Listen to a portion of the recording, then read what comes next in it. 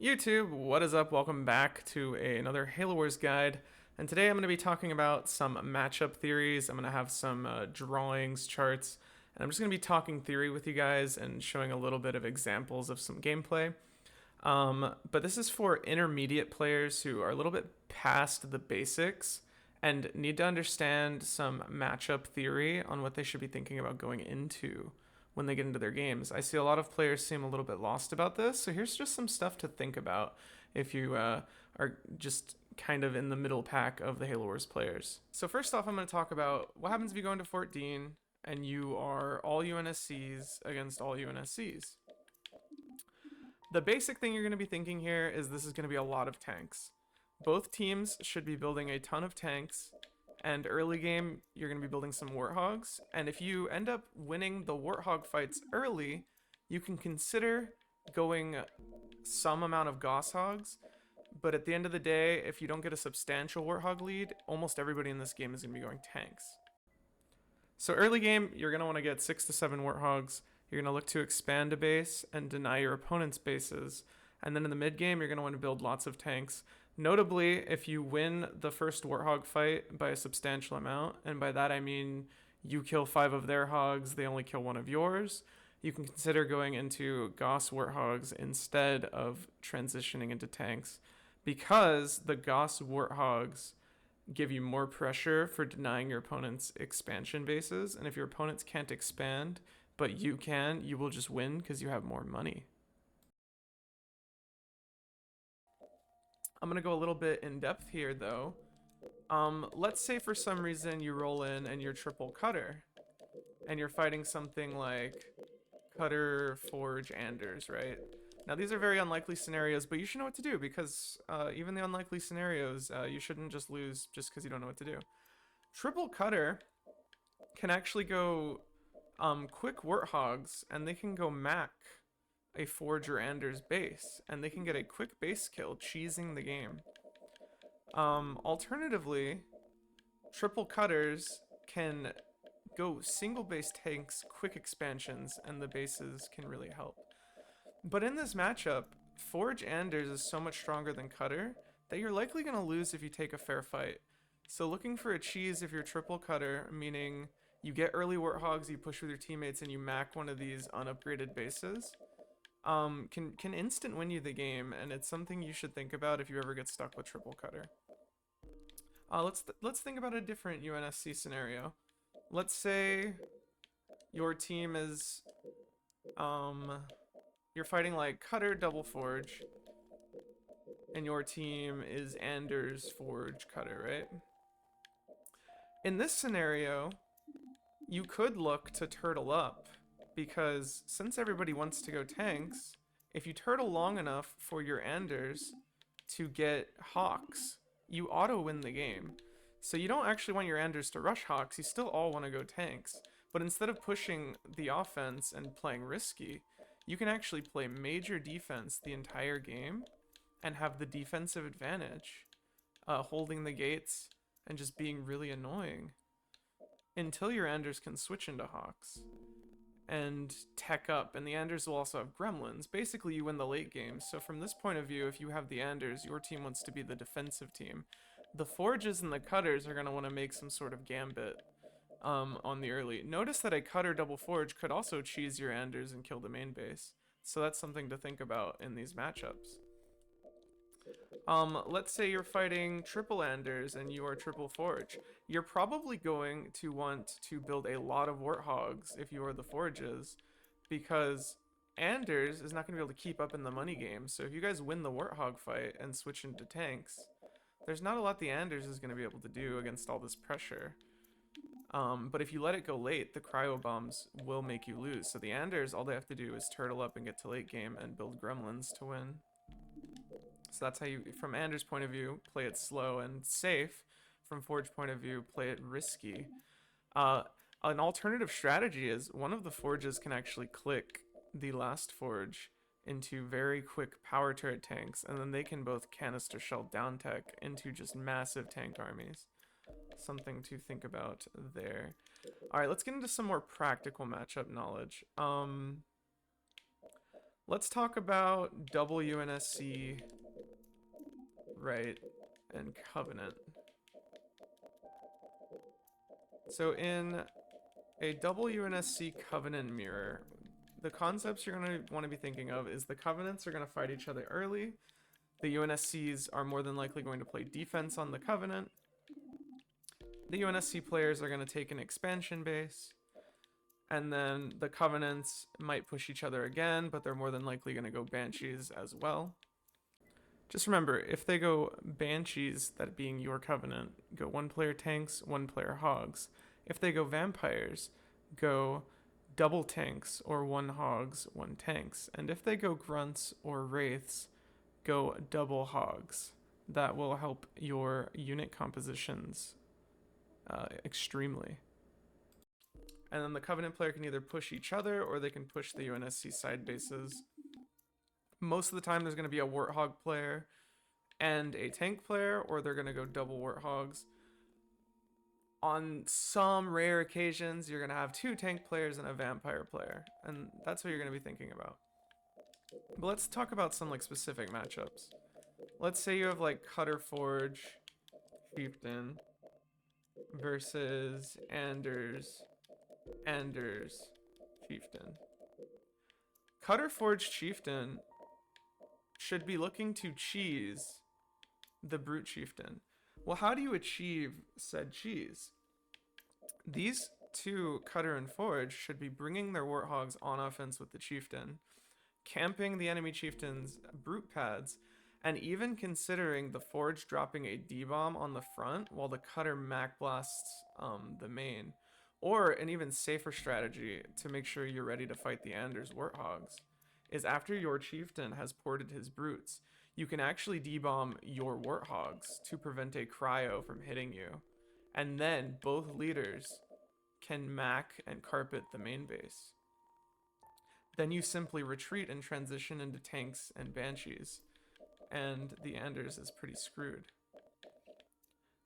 Alternatively, to play it from the Anders point of view, if you know the enemies are going to cheese, you simply need to cryo the enemy units and get a heal on the main base. And the enemy Chieftain should Citadel, meaning upgrade their main base.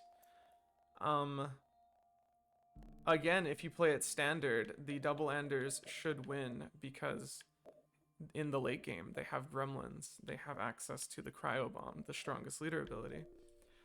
If you do get to a mid-game where the Chieftains are both going Banshees and they didn't really end each other, like they went even, the Forge and Cutter are going to be able to pressure the Anders expansions. So if you're Anders, be careful when you expand.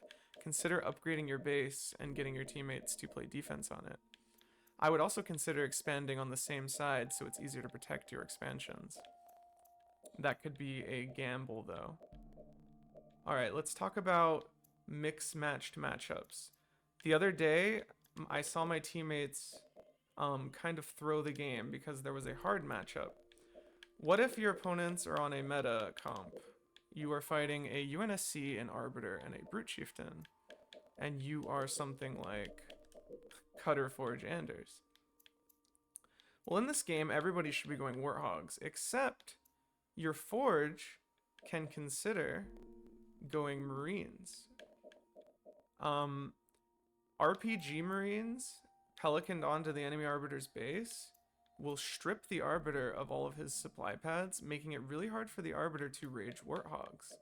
You then will now have a Warthog advantage over the enemy player, because you will have 2 Warthog players against 1 Warthog player, and the Chieftain, who will either have Banshees to deny bases, Wraiths to fight the Warthogs, or a Hall to have Grunts. But all of these options will not protect the Chieftain from you then just using your RPG Marines to then strip the Chieftain too. With these towers giving you high ground vision, you can continue to keep the Pelicans up and simply destroying the Arbiter's money. Local units. Enemy in Okay, so what to do if you're Covey double UNSC against double Covey UNSC? I'll kind of talk about what both players are looking to do here. But the main concept that you're going to want to understand is that Double Covenant is favored because of all of the pressure they can put on. If you're playing this from the WNSC point of view, you want to be looking for defensive play. You want to be going lots of early Warthogs. You want to be looking for debombing Covenant leaders and killing them, protecting your Covenant. Your Covenant wants to play lots of defense. They want to go on offense when they can. But in general, you're trying to turtle up because WNSC wins the late game. Double Covenant is trying to end the game early. If you are WNSC, and this more applies to the Cutter and Forge players out there, alternatively, because you know your opponents think you're going to be playing very defensively, you can actually go very aggressive onto, say, a Brute Chieftain base with your Warthogs and your Covenant, and you can target the main and simply debomb the front of the Covenant base and kill it with your Forge and Cutter eventually macking or carpet bombing the Chieftain base, and it is almost guaranteed to die. Their only counterplay is to send the Warthogs that their single UNSC has to fight you, but when you have two UNSCs with Warthogs, what are they going to do, right? So you can actually get away with playing offense because your opponents are going to assume you're not going to do it. It is the riskier play, but you do need to keep that in your arsenal. Otherwise, you're too predictable and the Double Covenants have too much of an advantage. If you are playing this game from the seat of the Double Covenant, you want to rush your opponents as quickly as possible while also scouting what they are doing. If you see HEs incoming, make sure your Covenants get citadels in order to slow down the rate at which your bases die, and make sure your UNSC player does not lose all of their Warthogs when pushing off the enemies. As Double Covenant, you're really looking to get Banshees early because your opponents will not be able to expand if you have Banshees, and even if your opponents are going Warthogs, once two Covenant players mass their Banshees together, it is very hard for even Gosshogs to fight them off. Plus, it's very easy for you to transition one player into Wraiths and help your UNSC player win the Gosshog fight. But even then, it's kind of irrelevant, and you should continue to go Banshees because one UNSC player with 3 expansions is pumping 3 Warthogs per cycle. 2 UNSCs stuck on one base are only producing 2 Warthogs per cycle. They just have more population, but that won't matter because they will never produce a full population. So one UNSC will out Warthog 2 UNSCs if done properly because the Banshees will keep the WNSC on one base. If you're like me and you hate the Arbiter, you might want to try simply cheesing the Arbiter out of the game. A lot of times they're going all supply pads and money. So if you are a Cutter, you can simply debomb the teleporter with Grenadier Hogs. 7 or 8 of them usually does the trick, especially if you're distracting your opponent. And you can mac their keep right away, doing basically half of its health. And if your opponents don't see this coming, their reaction time shouldn't be quick enough to get anything over there to save the Arbiter's base. This goes much easier if your teammates are in on the plan. So know that this is very risky, and you could definitely lose the game off of trying this. But you got to keep this in your arsenal of strategies to keep your opponents on their toes. You don't want the Arbiters to get to play the game for free. All right, that goes over some basic intermediate theory. I hope this helps out some of you players that have been a little bit confused on what to do in certain matchups, what to do in what seems like impossible leader compositions. Trust me, if you're the better players, there are strats you can use to leverage your position, even if it's something crazy like triple UNSC versus double Covenant. There are things you can do to win the game, so I hope some of these tips helped you out. Consider dropping a subscription to the YouTube channel. Consider following me on Twitch at Flower Tinted Glasses. I do stream every day. I stream Halo Wars and Slay the Spire. I'd love to see you there. Got a pretty tight-knit community. You can come in, join my Discord, and we can play games together.